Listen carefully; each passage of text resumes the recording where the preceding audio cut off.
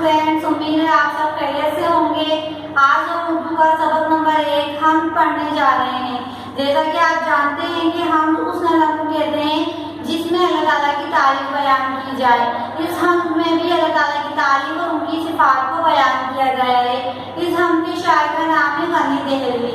ये हम आपकी किताब में मौजूद है, मैं आपको इसका खुलासा बताऊंगी। इस हम में शायर फरमा रहे हैं कि अल्लाह ताला इस दुनिया और जहां और इसमें मौजूद तमाम चीज़ों का खालिक और मालिक है।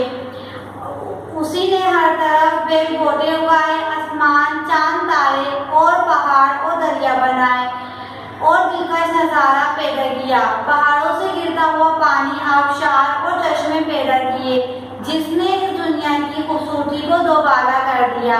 रात में फूल पौधों पर गिरती हुई शबनम फूल पौधों की खूबसूरती को निखार देती है और जो अल्लाह ताला की बड़ाई बयान करती है। ठंडी ठंडी हवाएं,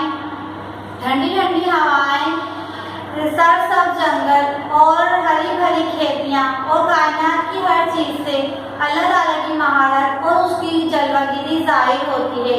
जमीन का हर जर्रा अल्लाह ताला के नूर से जगमगा रहा है। रोशन सूरज और पुरनूर सितारों से ये दुनिया रोशन हो गई है, जो अल्लाह ताला की मौजूदगी